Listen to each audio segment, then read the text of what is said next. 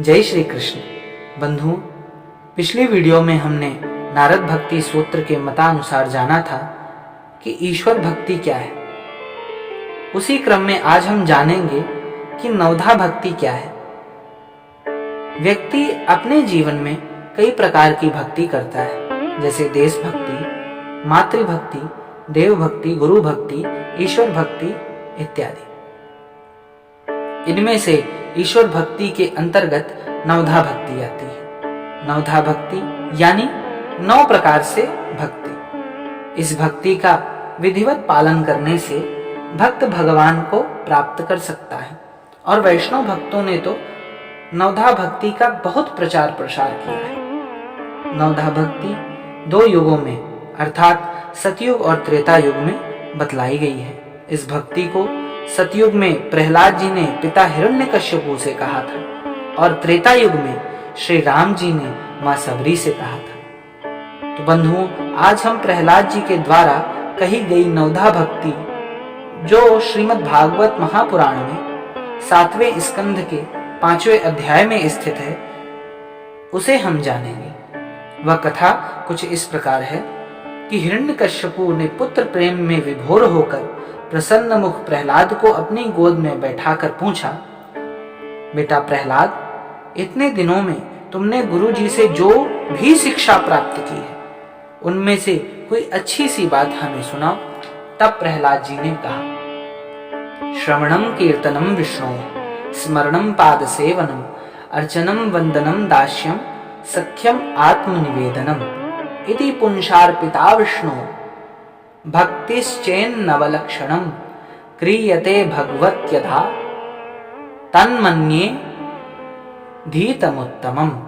अर्थात पिताजी, भगवान विष्णु की भक्ति में 9 भेद हैं। भगवान के गुण लीला आदि का श्रवण, कीर्तन, रूप नाम आदि का स्मरण, उनके चरणों की सेवा, पूजा अर्चन, वंदन, दास्य, सख्य और आत्मनिवेदन। यदि भगवान के प्रति समर्पण के भाव से यह 9 प्रकार की भक्ति की जाए तो मैं उसी को उत्तम अध्ययन समझता हूं। अब आइए, जो प्रहलाद जी ने नवधा भक्ति बतलाई उसे एक एक करके हम जान लेते हैं। पहली है श्रवण भक्ति। ईश्वर की लीला, कथा, महत्व, शक्ति, स्तोत्र आदि को परम श्रद्धा सहित अतृप्त मन से निरंतर सुनना श्रवण भक्ति है। दूसरी है कीर्तन भक्ति। ईश्वर का गुण, चरित्र, नाम, पराक्रम आदि का आनंद एवं उत्साह के साथ कीर्तन करना कीर्तन भक्ति है। तीसरी है स्मरण भक्ति। निरंतर अनन्य भाव से परमेश्वर का स्मरण करना, उनके महात्म्य और शक्ति का स्मरण कर उन पर मुग्ध भाव होना स्मरण भक्ति है। चौथा है पाद सेवन भक्ति। ईश्वर के चरणों का आश्रय लेना और उन्हीं को अपना सर्वस्व समझकर पाद सेवन करना, उनके चरणों की सेवा करना पाद सेवन भक्ति है। पांचवी है अर्चन भक्ति। मन, वचन और कर्म द्वारा पवित्र सामग्री से ईश्वर के चरणों का पूजन करना अर्चन भक्ति है। छठवीं है बंदन भक्ति। भगवान की मूर्ति अथवा भगवान के अंश रूप में व्याप्त भक्तजन, आचार्य, ब्राह्मण, गुरुजन, माता पिता, आचार्य आदि को परम आदर सत्कार के साथ पवित्र भाव से नमस्कार करना या उनकी सेवा करना वंदन भक्ति है। सातवीं है दास्य भक्ति। ईश्वर को स्वामी और अपने आप को दास समझकर परम श्रद्धा के साथ सेवा करना दास्य भक्ति है। आठवीं है सख्य भक्ति। ईश्वर को ही अपना परम मित्र समझकर अपना सर्वस्व उन्हें समर्पण कर देना तथा सच्चे भाव से अपने पाप पुण्य का निवेदन करना सख्य भक्ति है। और 9वीं है आत्मनिवेदन भक्ति। अपने आप को भगवान के चरणों में सदा के लिए समर्पण कर देना और कुछ भी अपनी स्वतंत्र सत्ता ना रखना आत्मनिवेदन भक्ति है और यह भक्ति की सबसे उत्तम अवस्था मानी गई है।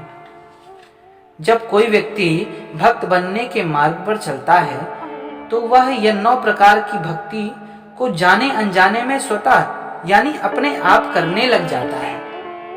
अर्थात वह व्यक्ति सर्वप्रथम भगवत विषयों को जानने में लगा रहता है, ठाकुर जी की कथा को सुनता है, ठाकुर जी की वीडियो आदि को देखता है। उसके बाद उसे ठाकुर जी के प्रति श्रद्धा उत्पन्न होने लग जाती है। तब वह भगवान का कीर्तन करने लगता है। कीर्तन करते करते वह भगवान के नाम गुण लीला आदि का स्मरण करने लग जाता है, ध्यान करने लग जाता है। वो कैसे दिखते हैं, कितनी सुंदर छवि है, कितना मनमोहक रूप है इत्यादि। वह भक्त अब भाव विभोर होकर ठाकुर जी के चरण सेवा अर्चन वंदन करने लगता है। इतना सब करने से वह भगवान को अनेकों भावों में अपना बनाने लगता है, जैसे दास्य भाव, सख्य भाव आदि। फिर वह भक्त अपने आप को उन्हीं के चरणों में समर्पित यानी आत्मनिवेदित कर देता है। अपनी स्वतंत्र सत्ता आदि सब कुछ त्याग देता है। फिर वह मैं राम का हूं, मैं श्याम का हूं, मैं उन्हीं का हूं, यही भाव वह रखता है। प्रहलाद जी के नवधा भक्ति कहने पर हिरण्यकश्यपु गुरु पुत्रों पर बहुत क्रोधित हुआ और उन्हें बहुत बुरा भला कहा। तब गुरु पुत्रों ने कहा कि न मत प्रणीतम न पर प्रणीतम सूतो वदत्येषु तवेन्द्र शत्रु नैसर्गिकीयम मतिरस्य राजन नियच्छमन्यु तददाह स्ममानः। अर्थात आपका पुत्र जो कुछ भी कह रहा है वह मेरे या किसी के बहकाने से नहीं कह रहा। राजन, यह तो इसकी जन्मजात स्वाभाविक बुद्धि है। आप क्रोध न करें, व्यर्थ में हमें दोष न लगाएं। यह सब प्रहलाद ने देवर्षि नारद जी से ग्रहण किया है। अस्तु बंधुओं, आज हमने श्रीमद् भागवत महापुराण के अनुसार जाना कि नवधा भक्ति क्या है और उसका अर्थ क्या है। इसी के साथ अपनी वाणी को विराम। मिलते हैं अगले वीडियो में। जय श्री राधे, जय श्री कृष्ण।